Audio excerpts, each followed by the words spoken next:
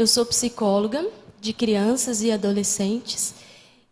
Então eu sou envolvida, diretamente, todos os dias, o tempo todo com famílias. Mais sobre isso, abrimos a Bíblia em Mateus capítulo 25. E nós vamos meditar um pouquinho sobre a parábola. Abram junto comigo, Mateus capítulo 25. Então, o reino dos céus será semelhante a 10 virgens, que tomando as suas lâmpadas, saíram a encontrar-se com o noivo. 5 dentre elas eram nécias, e 5 prudentes. As nécias, ao tomarem as suas lâmpadas, não levaram azeite consigo. No entanto, as prudentes, além das lâmpadas, levaram azeite nas suas vasilhas. E tardando o noivo, foram todas tomadas de sono e adormeceram. Mas, à meia-noite, ouviu-se um grito: eis o noivo, saía ao seu encontro. Então se levantaram todas aquelas virgens, prepararam as suas lâmpadas. E as nécias disseram às prudentes: dai-nos o vosso azeite, porque as nossas lâmpadas estão se apagando. Mas as prudentes responderam: não, para que não nos falte a nós e nem a vós outras. Ide antes aos que vendem e comprai-o. E saindo elas para comprar, chegou o noivo, e as que estavam apercebidas entraram com ele para as bodas, e fechou-se a porta. Mais tarde chegaram as virgens nécias, clamando: Senhor, Senhor, abre-nos a porta. Mas ele respondeu: em verdade vos digo que não vos conheço. Vigiai, pois, porque não sabeis o dia e nem a hora. Quando eu leio essa parábola, eu sinto o meu coração pulsar. Porque essa parábola é justamente para os dias que nós estamos vivendo. Essa parábola nos chama a atenção por algumas características que ela nos traz. Ela diz, enquanto Jesus estava contando essa parábola, que o reino do céu é semelhante ali a 10 virgens. Uma quantidade de pessoas que estavam esperando o noivo. E todas naquele momento estavam de igual forma. Estavam ali vestidas, bem vestidas para o casamento, estavam ali esperando o noivo, todas estavam ali preparadas. Todas tinham seu azeite, sua lâmpada, mas algo aconteceu. Quando o noivo estava chegando e ouviu-se o grito, aquele grupo foi dividido. E eu fico pensando em nós hoje, quando nós analisamos essa parábola, porque ela fala justamente de um momento em que nós estamos vivendo antes do retorno de Jesus a essa terra. Ellen White comenta bastante sobre essa parábola e ela fala que todas as 10 saíram ao encontro do esposo. Todas tinham lâmpadas, todas tinham frascos, não havia diferença entre elas. Assim como nós, uma igreja que vive antes da volta de Jesus. Assim é como nós. Estamos aqui representando esse grupo das 10 virgens. E todas tinham um conhecimento bíblico, um conhecimento das Escrituras. Todas sabiam o que era certo e o que era errado. Todas conheciam os princípios, todas conheciam os valores, todas sabiam o que tinham que fazer. Esse grupo todo tinha conhecimento. Todas ouviram a mensagem que Jesus estava para retornar, que Jesus estava vindo, e todas confiaram que isso iria acontecer. Como a parábola, porém, assim é agora. Mas, quando nós escutarmos que o noivo está vindo, isso chama mais o meu coração a atenção. Porque nem todos estarão preparados. Muitos não estarão preparados. Muitos não estarão preparados porque não têm o óleo nas suas vasilhas. Irmãos, o que é o óleo? Muitos não terão o Espírito Santo suficiente. Porque todas têm. Mas o grupo é dividido justamente nesse ponto. Porque nem todos têm o óleo, o Espírito Santo, de forma suficiente. Estão destituídos do poder do Espírito Santo. E sem o Espírito Santo de Deus, nada vale. Conhecimento bíblico, de nada vale. Conhecimento nos ajuda a sabermos o caminho, nos ajuda a entendermos muitas coisas. Essa aqui é a nossa regra de fé. Mas sem o poder do Espírito Santo, de nada vale conhecimento. A teoria da verdade não acompanhada do Espírito Santo não pode vivificar uma mente, não pode santificar um coração. Conhecimento por si só não salva pessoas. O que nós precisamos e o que vai diferenciar um grande grupo é o poder do Espírito Santo que vivifica uma mente e um coração. Pode estar familiarizado com os mandamentos, com as promessas, mas se o Espírito Santo de Deus não introduzir a verdade lá no íntimo, nenhum caráter será transformado. Que mensagem, irmãos, que nós estamos vivendo hoje. E hoje, quando nós falamos sobre família, como estão as nossas famílias? Como estão desgastadas, frustradas? Só ontem para hoje eu atendi 3 famílias que estão se desfazendo. Não longe de nós, bem pertinho, que estão se desfazendo. E os filhos sofrendo. E as esposas e os esposos cansados, frustrados, desanimados. Quanto nos falta, não de conhecimento, mas de poder do Espírito Santo. Vocês acham que o Espírito Santo, o poder de Deus, não pode transformar as nossas famílias? Não pode restaurar vidas, casamentos, crianças, adolescentes? O que nos falta quando nós pensamos nisso? Porque a gente pode pensar em tantas coisas, mas o que realmente tem faltado em nosso meio e nos nossos corações não são conhecimentos, porque a teoria nós temos e muito. Se nós fôssemos aqui eu palestrar sobre violência doméstica, violência psicológica e tantas outras coisas que são importantes, nós temos conhecimento hoje mais do que nunca. Todas as crianças até têm mais do que os adultos acesso às informações, mas o que realmente falta nas nossas casas, na nossa família, o poder do Espírito Santo para santificar, vivificar a nossa mente. Nós podemos estar muito familiarizados com promessas, com teoria, mas se o Espírito Santo não introduzir isso no nosso coração, de nada vale. Não há restauração verdadeira. Sem a iluminação do Espírito Santo, homens não vão estar aptos a distinguir a verdade e o erro. Hoje, o que tem acontecido? Tem sido tão sutil, que as nossas crianças e adolescentes têm sido enredados por essa sutileza. Essa semana, eu atendi uma criança, um adolescente, na verdade, um pré-adolescente de 12 para 13 anos, e ele olhou para mim e disse assim: tia, eu já não sei se Deus existe. Eu não sei mais se eu acredito em Deus. E a mãe antes tinha entrado e chorado muito, falado para mim: Wellen, eu ensinei essa criança, essa pessoa, essa criatura desde quando nasceu. Eu estou ali buscando, mostrando, falando, e agora ele chega para mim, e chegou para mim, para a tia também, e falou: eu não sei mais se Deus existe. E eu disse para ele: tá bom, não vou te questionar, se você ainda não sabe. Mas pensa comigo, se Deus existe, você não acha que está magoando o coração dele ao dizer que ele não existe?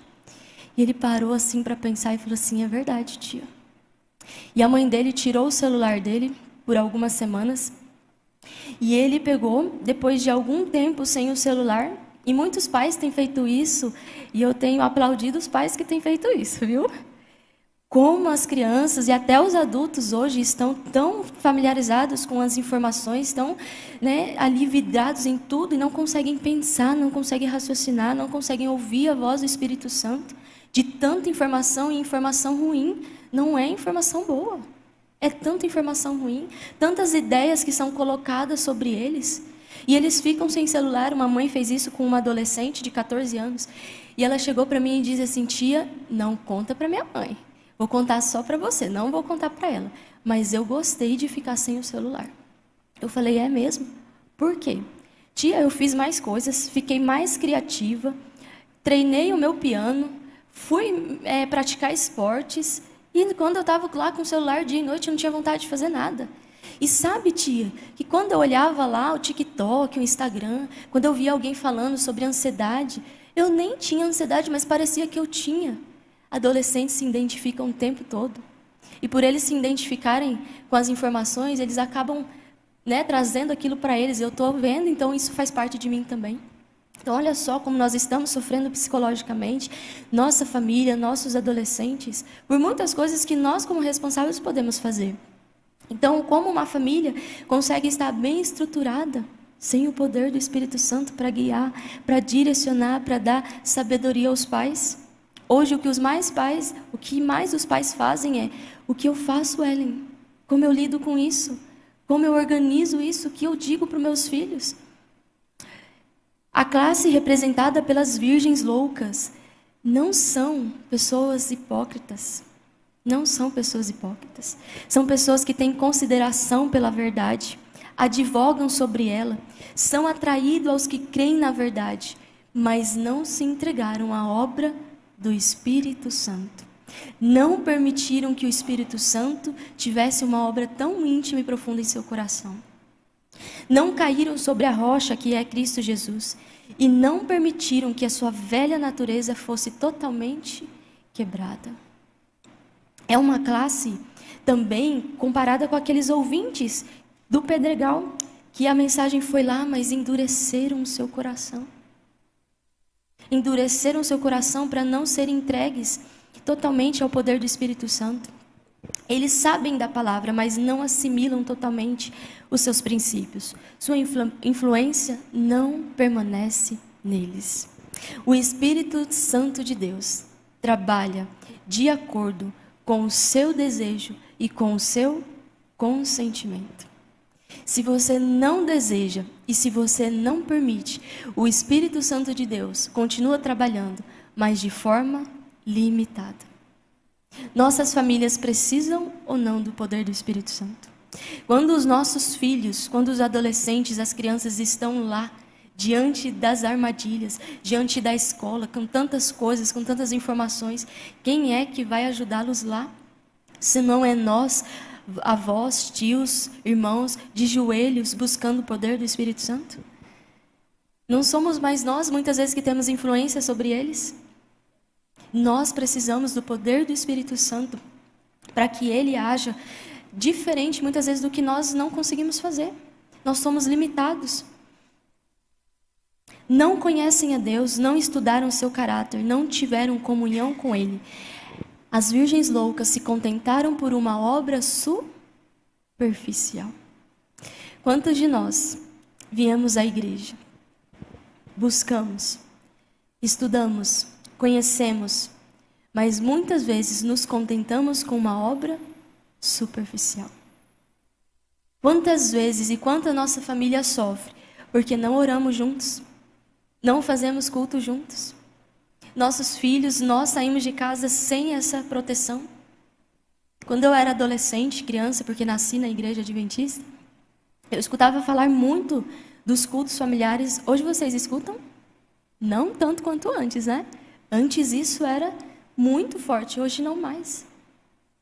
Nós precisamos resgatar muito dos princípios e valores para entendermos que sem o poder do Espírito Santo, sem a atuação dele em nossa vida, nós ficamos totalmente limitados.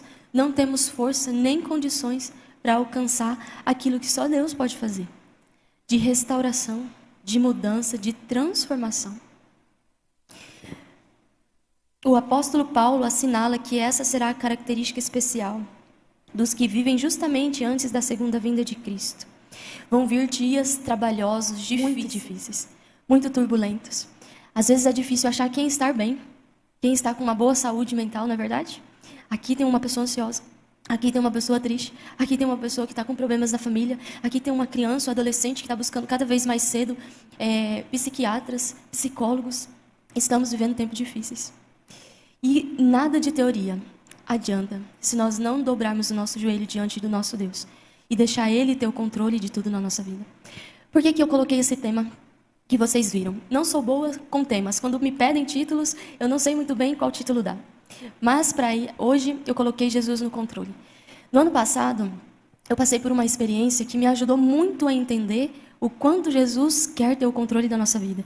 E quando Ele tem o controle, as coisas ficam até mais fáceis. Porque nós somos totalmente egoístas, egocêntricos, nós queremos muito ter o controle da nossa vida. O que é a ansiedade? Talvez tenha algumas pessoas aqui que têm ansiedade, né? O que é a ansiedade? Eu quero ter o controle do amanhã. Eu quero ter o controle do que vai acontecer. Se eu não tenho, eu me desestruturo. Fico frustrado, porque eu não tenho controle. Enquanto Jesus dá uma mensagem para nós: filhos, não andei ansiosos, não andeis ansiosos. Eu cuido de vocês. Cantamos agorinha. Eu cuido de uma ave, não vou cuidar de você? Não temas, porque eu sou contigo. Não te assombres. E no ano passado eu fui participar de um retiro. E esse retiro era lá na Bahia, em Ilhéus. E todos os dias que nós estávamos lá, durante as madrugadas, nós saímos para orar. E nós ficávamos lá orando, todos que estavam lá nesse retiro, estávamos orando. E uma das madrugadas, o mar estava muito bravo. E o mar veio e molhou muitas pessoas que estavam ali. E a gente teve que sair correndo, né, para a entrada, lá para as pousadas, porque o mar ele veio e levou, né, até a encosta ali na entrada. Ele atingiu e ultrapassou aquilo ali. E a gente teve que sair correndo ali de onde nós estávamos orando. No dia posterior, os pescadores ali do lugar disseram assim: nossa, faz muitos anos, muito tempo que esse mar não está assim. A gente também se surpreendeu. E aí, no outro dia, nós fomos orar no mesmo lugar, da mesma forma. E eu gostava, né, de orar ali na areia, não em cima, ali perto da porta das pousadas. E eu fui orar na areia. E lá, o nosso grande objetivo nesse retiro é buscar o poder do Espírito Santo na madrugada. É orarmos incessantemente para que Deus mude o nosso coração, derrame o Espírito Santo sobre a igreja, sobre os pastores, sobre as escolas. E lá nós estávamos orando. E eu estava orando de joelhos e olhando, né, com olhos abertos, olhando para o céu e falando com Deus, clamando, orando. E o Espírito Santo me impressionou a mente para que eu fechasse meus olhos. E eu pensei assim: não, deve ser eu pensando isso, né? Não vou fechar meus olhos, não. E aí foi tão insistente, tão insistente, tão insistente que eu tive que fechar meus olhos. Eu sabia que Deus estava ali pedindo para que eu fechasse os olhos. Eu não entendi muito bem, mas eu fechei meus olhos. Só que quando eu fechei os meus olhos, e pelo que tinha acontecido no dia anterior, eu não conseguia mais orar. Eu só conseguia falar do que eu estava sentindo. E eu estava sentindo muito medo. E eu falava assim para Deus: Senhor, eu estou com medo. O mar ontem estava daquele jeito, vai estar aqui de novo. Quando eu fechei meus olhos, o barulho do mar parece que aumentou, né? Ficou mais alto. E eu falava assim para o Senhor: Senhor, o mar vai vir, vai me levar, meu marido não vai me ver. E eu não sei nadar. E eu falava para Deus tudo que eu estava sentindo, né? Hoje eu falo rindo, mas no dia eu estava com medo mesmo. Estava com muito medo. E eu falando. E eu não sei por quantos minutos eu falei. Mas me veio uma pergunta à minha mente. E me disse assim: por que você quer abrir os olhos? E de forma muito natural, eu apenas respondi: porque eu tenho o controle. E quando eu entendi o que eu tinha respondido para Deus, eu abri meus olhos e caí em si. Queridos, se Deus me mandou fechar os olhos, eu deveria confiar apenas em quem? Em Nele. Só que eu estava tanto concentrada nos meus medos, no meu jeito, na minha forma, no que tinha acontecido, que eu não confiava. E quando ele me fez a pergunta: por que você quer abrir os olhos? Porque eu tenho um controle. Eu não deixava ele ter o controle, eu queria ter o controle. Enquanto eu estava ali orando, eu olhei para o mar e lembrei da passagem bíblica, onde Jesus está no barquinho com os seus discípulos. Jesus estava lá no barquinho.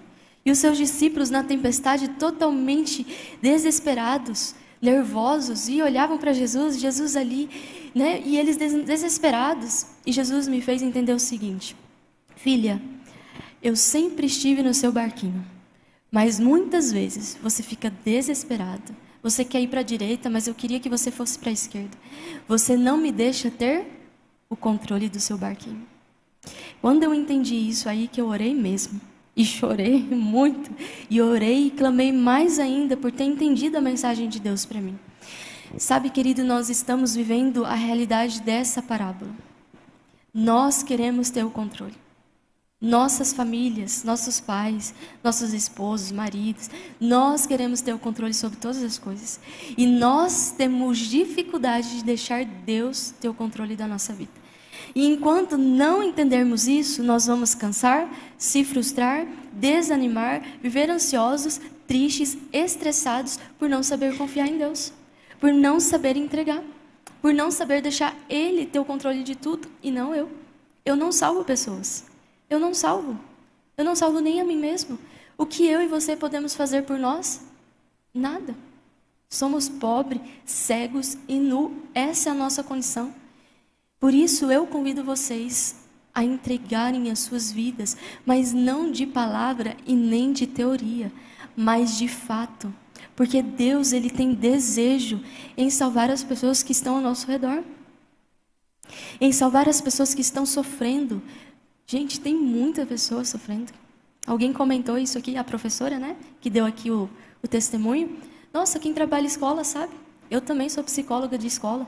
Eu sou contratada da Mison, trabalho nas 4 escolas da nossa rede adventista, Tangará, Várzea Grande, Cáceres e Sinop. Trabalho nas escolas. É sofrimento, é tristeza ver os nossas crianças sofrendo, tristes, cansadas, desanimadas. Tia, não quero mais viver, quero tirar minha vida. Tudo porque não tenho o quê? Vida. E quem é a vida? Há outro caminho, queridos? Não há. Não existe outro caminho.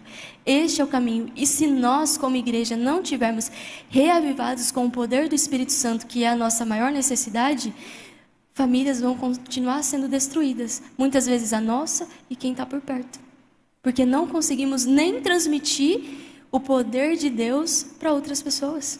Não vamos conseguir. E as pessoas estão sofrendo e elas precisam de Deus, mas nós precisamos primeiro, para depois passarmos. Eu com certeza não quero ouvir isso e acredito que vocês também não. Em verdade, te digo, eu não te conheço. Eu não te conheço. Agora imagine comigo, Jesus, tem alguma pessoa que Jesus não conhece? O que será que isso quer dizer? Jesus conhece a todos. Jesus sabe quantos fios tem na cabeça de todo mundo que está aqui. Mas o que será que quer dizer isso? Você passou tempo com Jesus? Você dedicou tempo de qualidade em estar se relacionando com Jesus? Sem ser alguém que pode te dar coisas ou que você só vai para agradecer? Mas alguém que você compartilha a sua vida? Compartilha quem você é, compartilha seus traumas, suas dificuldades. Quantas vezes nós vamos a pessoas, a profissionais, mas não vamos a Jesus? Não vamos a Deus, que é o doador da nossa vida? E não entendem isso, que não precisamos de profissionais. Se você precisar, busque. Pessoas, que você conheça, que alguém conheça, busque. É importante, Deus usa pessoas. Mas quantas vezes nós colocamos essas pessoas e essas coisas como prioridade e não a Ele, que não precisa de hora marcada? Nem precisa pagar. Ele está ali, disponível a todo instante e querendo ter o quê? O controle da nossa vida. Porque se nós entregamos o controle para Ele, a gente descansa. Mas a gente só entrega para quem a gente confia. E a gente confia em quem a gente conhece. É para essas pessoas que Jesus vai olhar. Vem, eu te conheço. Porque para muitas Ele vai dizer, apartai-vos de mim, eu não te conheço. Mesmo que você esteve na igreja, conhecia a palavra, mas não tinha um relacionamento vivo e eficaz comigo.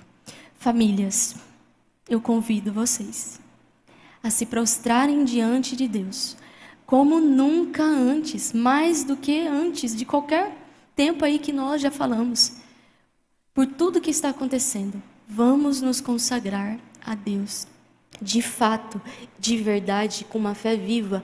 Nem que para isso a gente tenha que passar madrugadas inteiras aos pés de Jesus, clamando a Ele, para que Ele mude a nossa condição, a nossa família. Eu vejo muitas pessoas com famílias destruídas, mas eu vejo também muitas que oram, que buscam, que se relacionam e têm suas vidas restauradas. Na semana que vem, eu estarei aqui novamente, e aí eu vou compartilhar mais coisas com vocês, tá bom? Vamos orar? Vamos nos levantar para juntos orarmos?